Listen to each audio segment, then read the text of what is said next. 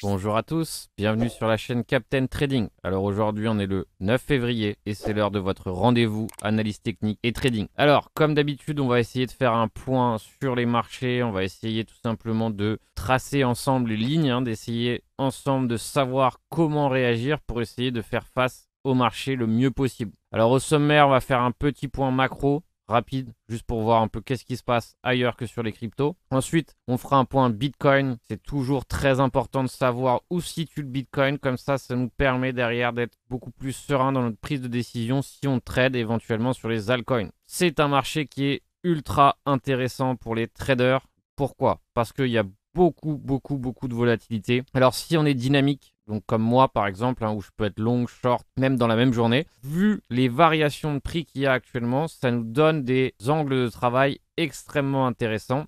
Et du coup, ça nous permet tout simplement de, si on est bon, évidemment, ça c'est pas toujours le cas. Dans l'apprentissage, on peut ne pas forcément être bon. Mais si on est bon, derrière, ça nous fait engendrer des profits extrêmement intéressants. Donc, comme trader, votre objectif, c'est qu'il y ait de la volatilité, tout simplement parce que derrière, ça vous permet de jouer sur les variations de prix. Le cauchemar du trader, c'est la non-volatilité. DYX aussi est un facteur intéressant. Donc, comme vous pouvez le voir, pour l'instant, on regarde sur le DYX, qui est l'indice du dollar, position cash. Vous devez voir l'indice du dollar comme une position défensive. L'indice du dollar baisse, on peut penser qu'il y a moins de défense, donc éventuellement plus d'intérêt dans la spéculation d'actifs à risque. Encore une fois, c'est des schémas simplifiés, mais c'est ce qu'on peut se dire pour simplifier les choses. Donc pour l'instant, indice du dollar, pas encore en tendance baissière daily, mais en cours d'éventuelles tendances baissières. Alors encore une fois, attention, à partir d'ici, tout peut arriver, mais on a eu un beau rejet ici, une belle déviation qui s'était faite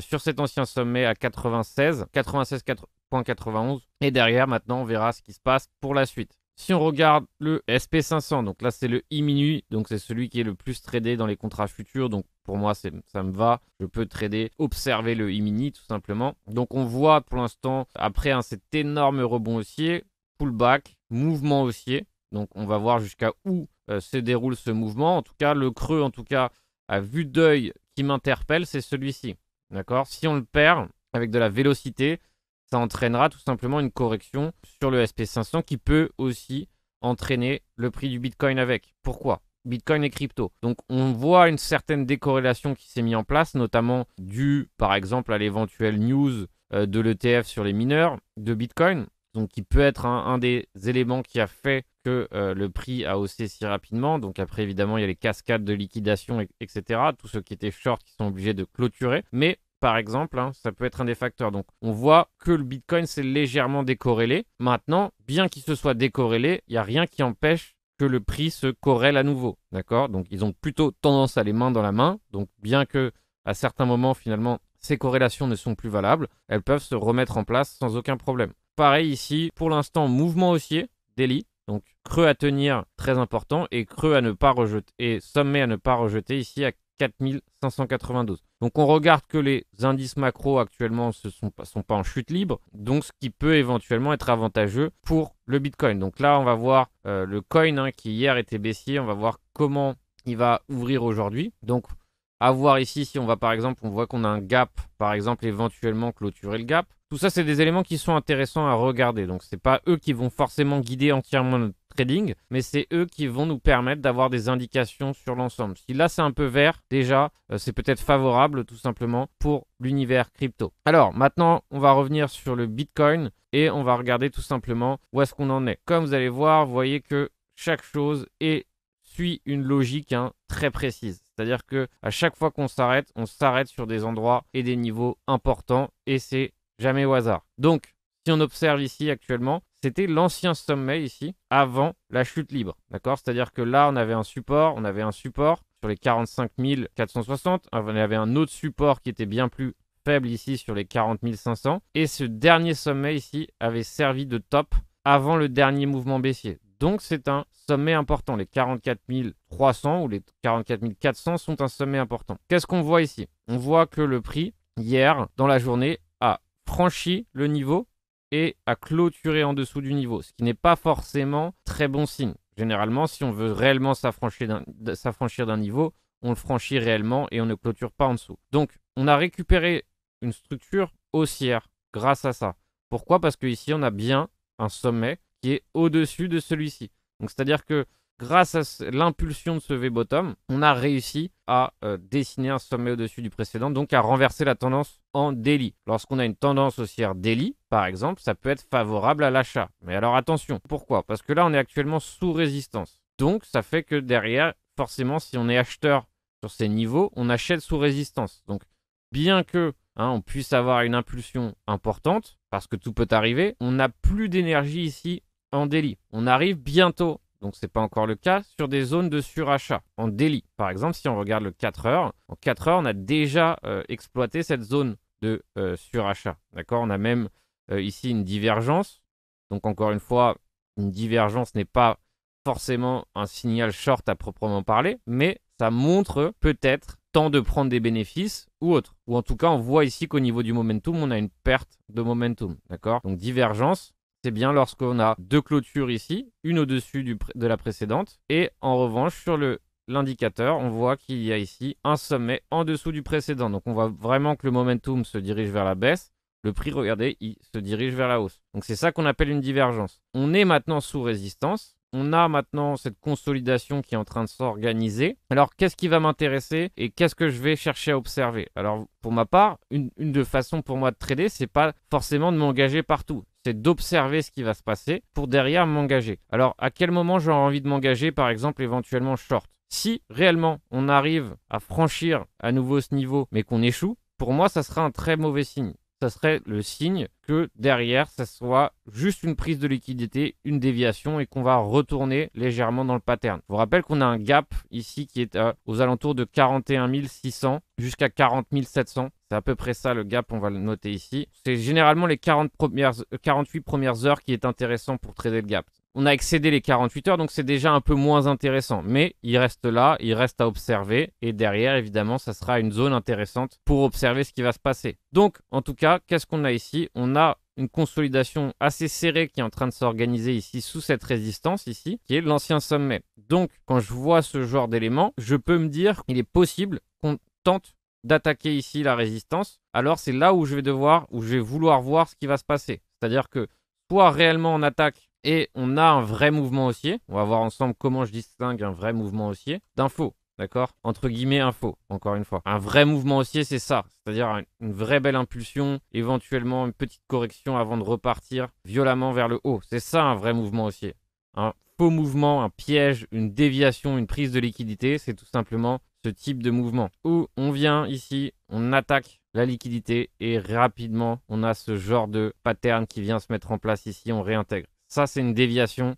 Ça, c'est extrêmement baissier. D'accord? C'est ça que j'appelle un piège. Et dans ces cas-là, si j'ai ce genre de pattern, une fois qu'on aura réintégré, je pourrai éventuellement m'engager short ou pas. D'accord? Ça sera éventuellement ce que je vais chercher à voir. Sinon, prochain niveau, le plus immédiat qui, pour moi, est déterminant, c'est celui-ci. D'accord? Donc, c'est pareil. Ici, je veux observer ce qui va se passer si on franchit ou pas ce creux. Deux cas de figure peuvent se mettre en place si on franchit ce creux, c'est-à-dire soit on tient le creux, on le franchit mais on le tient. Dans ces cas-là, éventuellement, ça peut être une entrée pour aller rechercher cette résistance. Ou si on ne le tient pas, et pareil ici, c'est le même principe à l'inverse. C'est-à-dire que ici, si on réellement en franchit, on a cette correction qui se met en place et qu'on n'a pas une absorption, là, dans ces cas-là, on peut chercher aussi à s'engager pour voir ce qui va se passer derrière pour éventuellement voir les réactions qui vont se faire si on clôture le gap. Donc sachant qu'on est dans le sens de la tendance en daily, il est tout à fait intéressant pour nous d'éventuellement chercher des achats dans des zones intéressantes. Alors pour chercher des zones intéressantes, pour moi c'est simple. Je prends Fibonacci du bas du mouvement jusqu'en haut du mouvement haussier. Et derrière par exemple on voit ici les 38,2 qui tombent ici pile poil sur le gap. On voit 0,5 qui n'est pas un niveau Fibonacci. Parfois je dis Fibonacci parce qu'il est intégré à l'outil. Mais c'est tout simplement un retracement de 50%. Donc j'aime bien les retracements de 50%. Ici les 61,8, retracement de la moitié du mouvement. D'accord? C'est-à-dire que si on approche cette zone, on est sur la moitié du mouvement. Donc ça, ce sera extrêmement intéressant. Et pour moi, on va dire là où ça sera évidemment l'entrée la plus moche, dans le sens où ça sera celle qui est la moins agréable, mais qui sera la plus intéressante, c'est si vraiment on arrive à se faire une entrée, on va dire, proche des 61,8 sous ces creux-là. Parce que là, réellement, le sentiment peut shifter rapidement très baissier, et derrière, ça peut être tout simplement une opportunité intéressante. Donc voilà les prochains niveaux que je surveille, je viens de vous les donner. Réaction qui se passera si on s'approche ici des 45 430. Pourquoi aussi, par exemple, je peux penser qu'on va s'attaquer à cette résistance? Quand on consolide de cette façon sur les 23,6, c'est généralement possible qu'on vienne tenter de casser cette résistance. Généralement, j'ai remarqué que si les mouvements arrivent à rester concentrés ici sur les 23,6, souvent, il arrive qu'on vienne attaquer la résistance. Ce qui va être intéressant maintenant, c'est la réaction, ce que je vous ai dit tout à l'heure. Si réellement on réintègre, on fait une déviation à 45 500, derrière, je chercherai éventuellement à voir ce que je vais faire. Mais en tout cas, tout résistance, à part en scalp, je ne serai pas forcément tenté d'acheter tout de suite. Pareil ici, le creux déterminant, 42 700. Voir ce qui se passe. Si on franchit ce creux, si on s'approche de ce creux, ça sera évidemment ce qu'il faut observer. Donc on regarde ici en 1 heure, shop qui commence à être chargé, qui est chargé. En 4 heures, shop qui commence à se charger. Donc on aura un mouvement proche qui est en train de se mettre en place. En revanche, si on regarde ici le shop daily, il n'y a plus d'énergie du tout. D'accord? Il a vraiment tout donné sur ce mouvement. Alors, maintenant, on va regarder un peu qu'est-ce qui se passe sur les altcoins. Donc derrière, on va essayer de regarder un peu des setups concrets que j'ai pris dans la News Pro. Pourquoi? Parce que je trouve qu'il est tout à fait intéressant de revenir sur des setups qui ont fonctionné et derrière, tout simplement, d'essayer de vous les montrer pour voir comment on met en place ce type de setup. Alors, dans la newsletter pro, donc c'est une news que j'envoie tous les lundis pour ceux qui ne connaissent pas. Tout simplement, j'essaye de mettre en place des plans pédagogiques, c'est-à-dire que j'essaye d'expliquer un peu ce que je fais et pourquoi je prends un plan de trading et pourquoi je rentre, pourquoi, à quel endroit je sortirai, pour quelles raisons, etc. Donc ça, c'était le setup que j'avais pris sur le KNC. Il est très important quand on trade de savoir qu'est-ce qu'on fait. Où est-ce qu'on achète, où est-ce qu'on vend. Est-ce qu'on vend, on vend proche d'une résistance, on achète proche d'une résistance, etc., etc. Donc ici, on avait une belle résistance au niveau des 2,10 $, des 2,10 $. On avait ici un premier échec de cette résistance. Donc pour moi, c'était le premier signal baissier. Un peu ce que je vous disais tout à l'heure avec le Bitcoin. C'est-à-dire qu'ici, on a franchi la résistance, on est venu attaquer la résistance, mais on a clôturé en dessous du niveau. Donc on a fait ce qu'on appelle une déviation dans le jargon. Derrière, ici, la tendance s'est retournée et derrière, j'ai voulu rentrer sur le pullback. Donc c'est un peu complexe pour les débutants dans le sens où c'est un trade short, donc c'est plus difficile peut-être à visualiser. Mais derrière, c'est un peu le même principe. Si j'inverse la chart ici, on peut voir parfaitement que c'est un setup. Alors je vais inverser la chart pour que ça vous parle. Et vous voyez qu'ici, par exemple, c'est beaucoup plus parlant à votre œil que c'était un pullback et donc un pullback acheteur dans ce cas de figure avec la charte inversée. Donc, c'est ça qu'il faut se dire. C'est-à-dire que le graphique non inversé nous montre bien ici un signal short. Donc pour moi, je suis rentré là.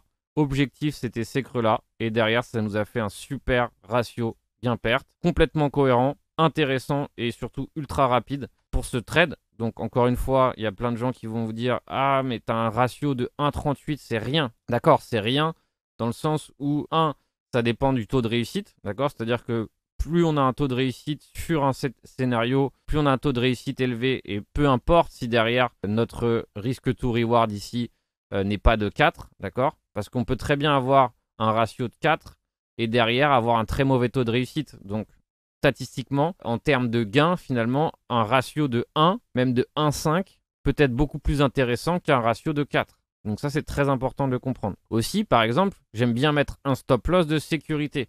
C'est-à-dire que quand je prends un trade comme ça qui paraît un peu contre-tendance, donc qui paraît un peu à l'inverse de ce qui va se passer, c'est tout simplement un stop de protection que je mets là. C'est-à-dire que comme ça, au moins, je suis protégé si réellement j'ai tort. Mais par exemple, une fois que le setup est lancé, par exemple à partir de là où vraiment on commence à s'attaquer au creux à 1,95, j'ai le droit, et encore une fois il faut de l'expérience, mais j'ai le droit de descendre légèrement mon stop loss de sécurité. Et là, on passe à un ratio de 3. Donc vous voyez que le ratio ici est dynamique. Donc ça sert à rien quand vous voyez un ratio de 1,5 de se moquer par exemple, parce que c'est ce que je vois souvent sur Twitter. Alors je sais bien que c'est pas forcément votre cas, mais certainement ça peut apparaître dans les commentaires. C'est pour ça que j'aime bien justifier ce setup et justifier ce ratio. C'est tout simplement à titre pédagogique que vous puissiez comprendre que finalement, le ratio n'est pas si important que ça. Ce qui compte, c'est notre taux de réussite avec l'utilisation de nos setups, de nos scénarios. Dernier trade qu'on a pris ici sur le HNT, pareil, super gain. Donc pareil, je me suis localisé. Donc on était où? On était sous un ancien sommet. Cet ancien sommet était déterminant. D'accord, c'est celui-ci qui a servi avant ce dernier sell-off. On l'a franchi, on s'est arrêté sur le niveau pile poil, on est revenu attaquer le niveau. C'est ce que je vous disais tout à l'heure avec la déviation, c'est-à-dire qu'on a une belle clôture au-dessus, mais on s'est arrêté là. Si réellement le graphique était haussier, il aurait certainement continué comme ça, violemment, sous l'emprise, et là, ça n'a pas du tout été le cas. Donc c'est pour ça tout simplement que je me suis placé short, c'est-à-dire que je me suis placé short ici. Stop loss par là, objectif au moins ça, et on est allé bien plus bas à 27 $. En plus, ici, on avait une superbe divergence baissière, donc beaucoup de critères pour pouvoir rentrer sur ce trade, et donc c'est pour ça qu'on l'a pris. Donc je reviens sur ces setups, hein, tout simplement à titre pédagogique, que vous puissiez un peu comprendre ces méthodologies, et sachez que j'aurais appliqué la même méthodologie à l'inverse, c'est-à-dire qu'on va inverser la charte juste à titre indicatif. J'aurais fait la même procédure ici à l'achat. On voit un creux déterminant, on voit que le prix s'est arrêté une première fois, donc je ne serais pas rentré là. On voit que le prix s'est arrêté pile poil sur ces creux et que derrière, il a recommencé la reprise. Donc, je serais rentré là tout simplement par un setup d'échec de franchissement de support. Donc, tout ça pour vous dire que la même logique que j'applique en longue, je l'applique aussi en short. Donc, en inversant la charte ici, on peut voir par exemple pourquoi je serais rentré. Donc, maintenant, on va voir un peu des cryptos qui ont la cote actuellement, comme le XRP qui est en train d'évoluer assez violemment. Donc, ça, c'est assez classique chez le XRP, c'est-à-dire qu'il y a des jours où il se réveille et parfois, malheureusement, à chaque fois qu'il se réveille, ça donne lieu à une hibernation nouvelle, c'est-à-dire qu'à chaque fois qu'on évolue sur le XRP, à chaque fois qu'il y a des pumps, finalement, ça termine bien souvent de la même façon. D'accord? Donc, encore une fois, je parle par rapport à des éléments passés.